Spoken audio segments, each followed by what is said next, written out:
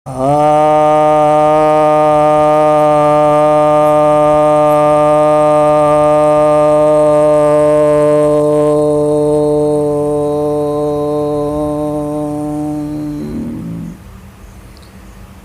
भक्तजनों को सप्रेम नमन।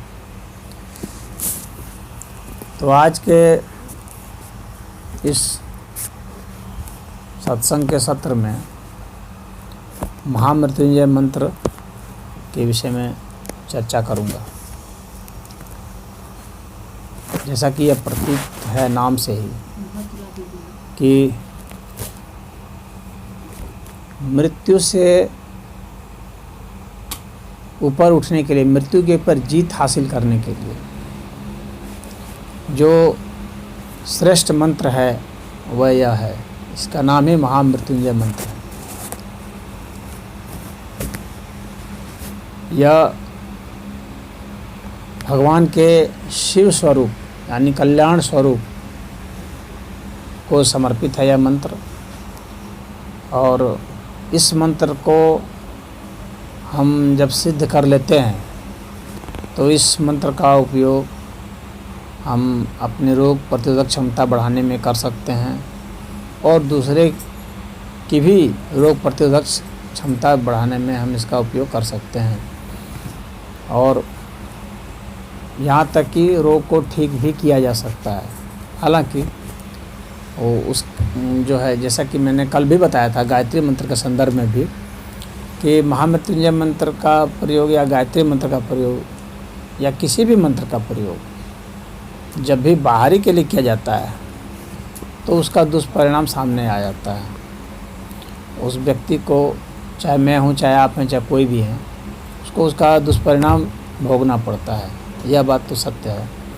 परंतु कभी कभी ऐसा होता है कि कुछ दुख जो है, कुछ दर्द उठाने पड़ते हैं। जैसे माता पिता अपने बच्चों के लिए उठाते हैं कई तरह के कष्ट, तो गुरु भी शिष्य के लिए कष्ट उठाते हैं, शिष्य भी गुरु के लिए कष्ट उठाते हैं। तो ये सब आपस में जो प्रेम भाव है यह होता है। और यह जो है इस सुख दुख से ऊपर उठ करके होता है। तो अब जो है महामृत्युंजय मंत्र के विषय में ऐसा है कि इसकी ये जो कथा है, थोड़ा सा दृष्टांत तो वह मैं दे दूं। मार्कंडेय ऋषि, जो इन्होंने मार्कंडेय पुराण भी लिखा है, तो मार्कंडेय ऋषि काफ़ी छोटी अवस्था में गुजर गए थे। यमराज उनके प्राण लेने के लिए आ गए थे, परंतु उन्होंने शिव जी की कृपा से, यह जो मंत्र है यह वैदिक मंत्र है, इस मंत्र की कृपा से ही मृत्यु के जाल से अपने को बचाया था। यानी उनकी एक तरह से मृत्यु हो चुकी थी। कहने का मतलब है कि मरने के एकदम करीब पहुंच चुके थे। तब जो है इस मंत्र के उपयोग से वे बचे थे और उसके बाद उन्होंने मार्कंडेय पुराण की रचना की थी। तो यह जो है मंत्र ऋग्वेद का मंत्र है, यजुर्वेद में भी इसका जिक्र है। तो मंत्र को मैं बता रहा हूँ, युगों युगों से लोग पर इसको प्रयोग करते आए हैं और आज भी इसका पुरस्चरण होता है। तो कई लोग जो है पुरोहितों को बिठा करके इसका जाप करवाते हैं कि उनका कल्याण हो, उनके घर में रोग व्याधि और जो संकट हैं वे टल जाएं। तो उसके लिए वे अनुष्ठान बिठाते हैं और ये धीरे धीरे एक बहुत बड़ा व्यवसाय का भी रूप धारण कर लिया। और कई लोग मतलब इसको कराने के लिए ठेका भी ले रहे हैं। परंतु यह मंत्र जो है सिर्फ बोल देने मात्र से सिद्ध नहीं होता है। कई संख्या में उसको खाली गिन देने से सिद्ध नहीं होता है। इसके पीछे भावना, निर्मल हृदय होना जरूरी है। और शिव जी के प्रति अनन्य भक्ति जरूरी है, अन्यथा ये सिद्ध नहीं होता है। मशीन की तरह से रटने से सिद्ध नहीं होता है। तो यदि आपके भीतर में भावना है, वो भक्ति भाव है, और आपके दिलो दिमाग में कल्याण का भाव है, इसके दुरुपयोग करने का भाव नहीं है, इसको व्यवसाय बनाने का भाव नहीं है, तभी यह मंत्र जो है आपके लिए सिद्ध होगा। और जब सिद्ध होगा तो आप जो उपयोग करेंगे तो वो अपनी कीमत पर ही करेंगे, यानी अपनी आयु को ही हवन करके ही करते हैं। आयु को हवन करना पड़ता है, इसका हवन का वही एक तरीका है। आप अपने पुण्य का हवन करेंगे, अपनी आयु का हवन करेंगे, तो यह मंत्र सिद्ध होगा। अब यह जो मंत्र है आपको मैं बताता हूँ कि किस तरह से आपको जपना है और इसकी विधि क्या है। पहले मंत्र को जो है भोजपत्र में लिख लिया जाता है। आयु हवन का मतलब क्या हुआ? अब बीच में प्रश्न नहीं करेंगे वो, क्योंकि ये प्रवचन का सत्संग चल रहा है, अब शंका समाधान होगा उस वक्त पूछेंगे।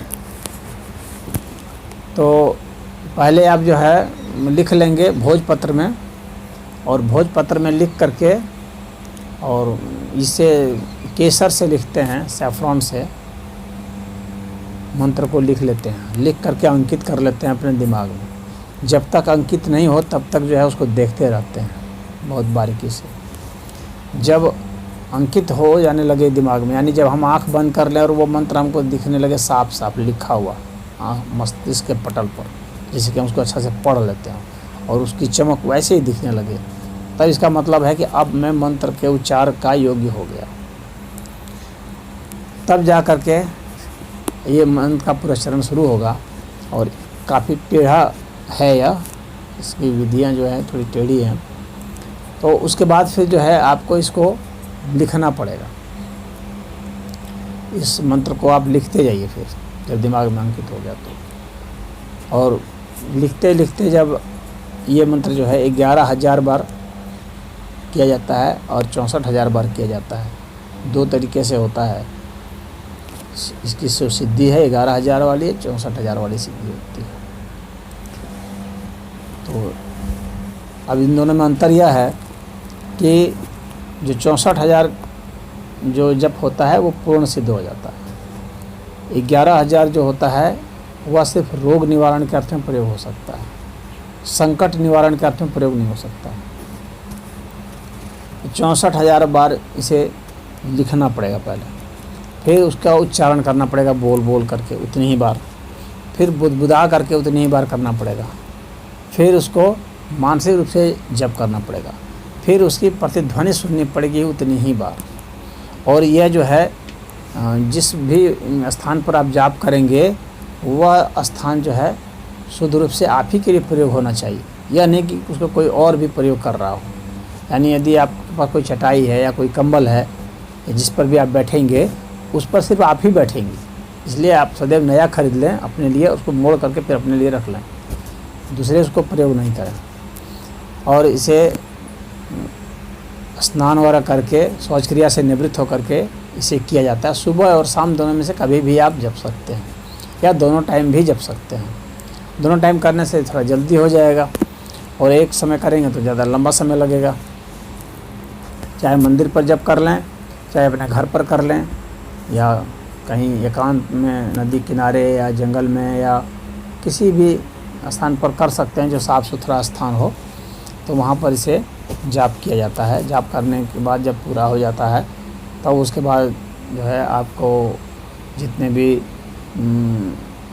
ये सब मरीज़ सब होते हैं तो उन सब मरीज़ों में से कुछ मरीज़ों को बुला लीजिए, और चाहे भिन्न भिन्न प्रकार के मरीज़ हों, चाहे बहुत संकट में दुखियारे लोग हों, तो कम से कम 11 आदमी हों, 11 आदमी हों, और उनको जो है आपने भोजन वोजन करा दिया, आपने उनको वस्त्र दान कर दिया, कुछ द्रव्य दान कर दिया, और उसके बाद जो है इस मंत्र का उपयोग आप कर सकते हैं। और एक बार सिद्ध हो जाने का मतलब यह नहीं है कि आप ज़िंदगी में कभी नहीं जपेंगे, इसका पूरा चरण होते रहना चाहिए। ये जरूर है कि अब वैसा नहीं होगा लेकिन उसके बाद भी यह जप चलता रहता है, तो ज़्यादा नहीं तो आप एक मंत्र प्रतिदिन आप जप लिया करें। एक माला आपका हो जाए, प्रतिदिन जप करेंगे तो 108 दिन में हो जाएगा। तो एक माला आपका होता रहे, यानी प्रतिदिन एक एक करते रहें तो 108 करके आपका चलता रहे। किसी दिन अगर आप नहीं कर पाए तो किसी अन्य दिन जो है 2-3 कर लें।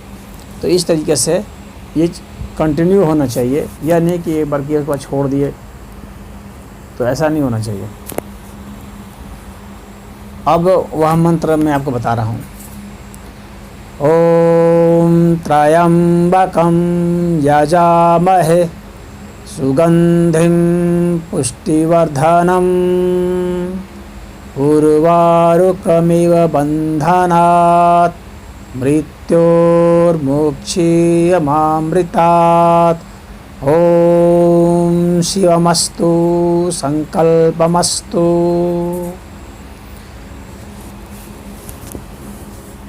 अब यह जो मंत्र है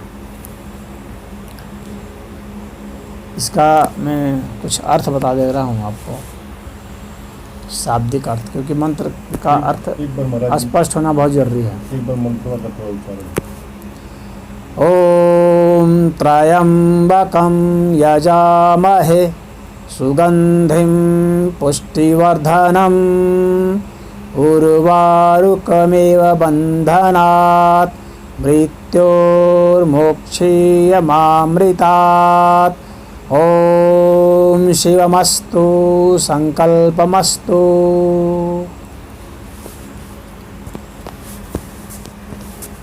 तो यह जो वैदिक मंत्र है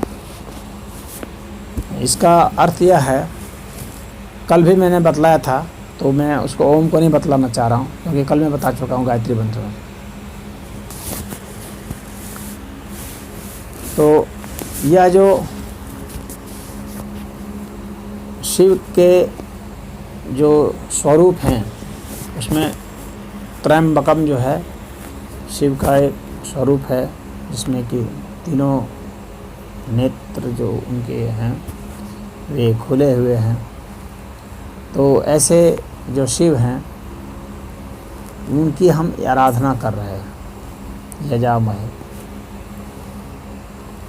और आराधना कर रहे हैं तो कह रहे हैं कि सुगंधिम पुष्टिवर्धनम। तो हमें पुष्टि प्रदान करें, यानी हम पूर्ण हो जाएं, हम इतने पुष्ट हो जाएं, मजबूत हो जाएं कि हम पूर्णता को प्राप्त कर लें और हम सुगंधित हो जाएं, हमारी सुगंधि बढ़ जाए। हम ऐसे फूल हैं जो अभी सुगंध नहीं हमारे में आ पाई है, लेकिन वो सुगंध प्रकट हो जाए। तो हम अपने को चढ़ाते हैं शिव जी पर। ओम त्र्यंबकम यजामहे सुगंधिम पुष्टिवर्धनम् उर्वारुकमिव बन्धनात्। तो ये जो ककड़ी होती है, हाँ, वो एक अलग ढंग की ककड़ी होती है जिसका गुण इस तरह से होता है, थोड़ा सी बड़ी साइज़ की होती है कि उसको जब वो पकने लगता है, रंग बदलने लगता है, तो उसको देख करके और दूसरे भी रंग बदलने लगते हैं। और जो ककड़ियाँ होती हैं वो रंग बदलने लगती हैं। कहते हैं हम उस तरह से हो जाए, उस ककड़ी की तरह कि सब इससे रंग बदलने लगे और उसके बाद वे फट जाते हैं। ककड़ी जो है उसमें अपने स्थान पर फिर फट जाती है। तो और फट जाती है तो इस तरह से वो सुगंधित होकर के, रंगीन होकर के वो फट जाती है। उसका जो बंधन होता है उस बंधन से वो निकल जाती है ककड़ियाँ। तो कहते हैं उस ककड़ी की तरह जो है हम सुगंधित हो जाएं, रंग बदल लें और हमारे देखा देखी अन्य लोग भी रंग बदल लें, और उसी तरह से वे जैसे ककड़ी मुक्त हो जाती है उसी तरह से हम लोग जो बंधन है, इस बंधन से हम लोग मुक्त हो जाएं। यह जो मृत्यु रूपी बंधन है हम लोग का, मृत्यु और मोक्षीय मामृता, तो इस मृत्यु रूपी बंधन से हमें मुक्ति दें। तो ईश्वर की आराधना करते हैं, कहते हैं कि हे ईश्वर, आप ही कल्याण स्वरूप हैं और आप ही जो है इस मृत्यु से हमें मुक्त कर सकते हैं। तो ईश्वर से मुक्ति की बात इस मंत्र में की गई है और उन्हीं की कृपा से मुक्ति संभव है। यही इस मंत्र का ध्येय है। और यह मंत्र यह भी कह रहा है कि अन्य भी इस तरीके से मुक्त हो जाएं। जैसे ककड़ी से देख करके ककड़ी रंग बदल लेती है, उस तरह से दूसरे लोग भी इस मंत्र का प्रयोग करें और वे भी मुक्त हो जाएं, सबका कल्याण हो जाए। ओम शिवमस्तु संकल्पमस्तु। तो हमारे ऐसे संकल्प हों कि जिससे सबका कल्याण हो। यह इस मंत्र का शाब्दिक अर्थ हुआ। अब इस मंत्र का जिस तरह से हमने जाप किया, जो विधि बताई, उस तरह से ही आप लोगों को करना है। अब यह बताता हूँ कि जब आप सिद्ध नहीं भी हुए तो भी यदि हम इस मंत्र को सिर्फ सुने, नहीं जपें, खाली सुने भी, तो भी इसका प्रभाव आता है। और यदि हम खुद जपेंगे तो उसका प्रभाव फिर कई गुना बढ़ जाएगा। यदि हम सुने भी और जपें भी तो प्रभाव बढ़ जाएगा। और चाहे कितने भी कठिन से कठिन रोग हो, ये एक बहुत बड़ी औषधि की तरह काम करता है। जैसे अन्य औषधियाँ होती हैं, भौतिक औषधियाँ, जिससे कि हम रोग को ठीक करते हैं, उसी तरह से ये मंत्र औषधि है। इसको मंत्र औषधि आप समझ लीजिए, जिसके माध्यम से रोगों को ठीक किया जाता है। जैसे अन्य औषधियों का भी समय लगता है, उसी तरह से इसका भी समय लगता है ठीक होने में। तो हर व्यक्ति को चाहिए कि इस मंत्र को सुने या जपे, या कम से कम श्रद्धा रखे इस मंत्र पर, और इसके प्रयोग भी करके बहुत लोग देखे हैं। मैंने खुद भी देखा है, आप भी देख सकते हैं प्रयोग करके। इसका बहुत ही अच्छा इफेक्ट आता है। और इस मंत्र का जाप जो है सभी साधकों को करना चाहिए। उसके कितने भी दुरूह रोग होंगे तो यह मंत्र औषधि के लिए काम करेगा। परंतु इसका कुछ लोग बहुत जैसे किसी का हाइपर बोल होता है, कुछ बहुत बढ़ा चढ़ा करके भी बताते हैं, तो वैसा भी नहीं है। ऐसा नहीं है कि इससे जो है ये भौतिक मृत्यु से छुटकारा नहीं है। यहाँ जो महामृत्युंजय शब्द का प्रयोग किया गया, इसका अर्थ यह नहीं है कि व्यक्ति तब तो कोई मरेगा ही नहीं, हर समय जो इसी मंत्र को जपेगा और वो बचा रहेगा, लेकिन ऐसा नहीं है। यहाँ पर जो मृत्यु शब्द का प्रयोग किया गया है वो यह है कि यहाँ जो मृत्यु का मतलब कि बदलाव, गति, परिवर्तन जो होता है। तो कह रहे हैं कि इस परिवर्तन रूपी जो संसार है, यह मृत्यु संसार है। इस मृत्यु संसार से हम मुक्त हो जाएं, मुक्ति का यहाँ पर यह मतलब है। और मृत्यु के ऊपर जय पाने का मतलब यही है कि इस बदलाव से हम जो है मुक्त हो जाएंगे तो हमारी जय हो जाएगी। यहाँ भौतिक मृत्यु से इसका कोई बहुत मतलब नहीं है। यह अवश्य है कि भौतिक अर्थ में भी लाभ है, औषधि की तरह प्रयोग होता है, लेकिन दुनिया में कोई ऐसी औषधि नहीं बनी, न कभी बनेगी, जो कि व्यक्ति के परिवर्तन को ही रोक दे। ऐसा कोई संभव नहीं है, क्योंकि यह अस्तित्व का नियम है परिवर्तन। तो परिवर्तन तो इसका होता रहेगा। तो भौतिक मृत्यु से बच नहीं सकते। बस ये है कि जिस तरह से योग अन्न करते हैं तो उसमें लाभ होता है, जिस तरह से औषधि खाते तो लाभ होता है, जिस तरह कोई पथ्य खाते तो लाभ होता है, और जो कुपथ्य होता है वो रोग पैदा करता है। तो उसी तरह से पथ्य कुपथ्य के हिसाब से जिस तरह से फायदा और लाभ है, उसी हिसाब से ये मंत्र भी है। भौतिक अर्थ में इसका उतना है। वैदिक मंत्र है, इसका मुख्य उद्देश्य जो है वह निर्वाण है, मोक्ष है, मुक्ति है। यह इस मंत्र में भी स्पष्ट कहा गया है। इस मंत्र में यह नहीं कहा गया है कि आप जो है भौतिक मृत्यु से मरने से बच जाएंगे। यहाँ जो अमरता की बात की गई है कि मृत्यु से हमें जीत दिलाइए, तो भौतिक मृत्यु से जीत नहीं होती है, ये हर कोई जानता है। यह एक साधारण सा बच्चा भी जानता है। तो बहुत बड़े बड़े जो ऋषि हैं, तो ऐसी बात नहीं है कि वे इस बात को नहीं जानते थे, सब जानते थे, सब ने प्रयोग किया और सब मर गए, कोई बचा नहीं, न कोई बचेगा। तो मृत्युंजय का अर्थ यहाँ पर यही है कि जो हम बदलाव होते हैं, इस बदलाव से हम मुक्त हो जाएं, यह मृत्युंजय का अर्थ है। तो यह महामृत्युंजय मंत्र है। इसका अर्थ है कि यह बहुत जल्दी मुक्ति देता है, यह बहुत जल्दी मुक्ति प्रदान करने वाला मंत्र है। तो भौतिक अर्थ में तो ठीक है कि ये कष्टों से निवारण करेगा, रोग से निवारण करेगा। लेकिन कोई ऐसा नहीं सोच बैठे कि यह इसको करने से अब हम कभी मरेंगे ही नहीं। जिसकी मृत्यु आ गई है उसको तो मरना ही मरना है, यह जो है तय है। यह भी शिव का ही विधान है, तो उसको मरना ही मरना है। विशेष अर्थ में जैसे मार्कंडेय जी को कुछ समय दिया गया, कहा जाता है कि उनकी मृत्यु आ गई थी तो उनको समय दिया गया। तो मृत्यु आ गई थी मतलब मरणासन हो गया, क्योंकि मृत्यु आ गई थी। अगर मृत्यु आ गई थी वास्तव में तो मृत्यु तो हो ही जाएगी, लेकिन मरणासन व्यक्ति हो गया जो कि मर भी सकता है बच भी सकता है। वैसी स्थिति को भी कहा गया कि अब इसकी मृत्यु आ जाएगी। जैसे जो एस्ट्रोलॉजी है, ज्योतिष विज्ञान है, उसमें मृत्यु का मतलब आता है मृत्यु समान कष्ट। मृत्यु का मतलब मृत्यु समान कष्ट या मृत्यु समान स्थिति। वैसी स्थिति को भी मृत्यु से शब्द से संबोधित करते हैं। तो उन चीज़ों से ये बचा सकता है हमें। मृत्यु समान कष्ट जो है होते हैं उनसे बच सकते हैं, और मृत्यु के करीब पहुंच गए हैं उससे बच सकते हैं। लेकिन ऐसा नहीं है कि हर बार इसी तरह से बचते ही रह जाएंगे, ऐसा नहीं है। वास्तव में जब मृत्यु जब आएगी उस दिन मृत्यु उसकी होगी ही होगी, ये बात तो पूर्णतः जो है सत्य है। तो अब यह जो मंत्र है इसको हम लोग जपेंगे। जैसे कल हम लोग गायत्री मंत्र का जाप किए थे, वैसे इस मंत्र का भी जाप करेंगे। और 108 बार उसमें भी जपना है एक माला, क्योंकि कोई भी जो मंत्र है उसको एक माला जपा जाता है। हाँ, तो 108 बार हम लोग इसको जपेंगे यहाँ पर। हालांकि आज जो है कुछ समय किसी अन्य चीज़ में भी हम लोग का चला गया, तो शंका समाधान का जो सत्र है वो थोड़ा छोटा हो जाएगा। इसको बड़ा करते हैं, या इसको अगर हम लोग कम करेंगे तो वो हो जाएगा। तो यह जैसा आप लोग सोचें उसके हिसाब से होगा। 108 मंत्र हो जाए, जितना 100 बचे बस वही ठीक है। उनका समाधान उतना है भी नहीं। हाँ, तो इसको हम लोग पूरा एक माला जप लेते हैं, और उसके बाद फिर जो समय बचेगा उस समय में हम लोग शंका समाधान का वो कर देंगे। तो मेरे साथ साथ बोलेंगे, हम लोग सब लोग साथ साथ करेंगे।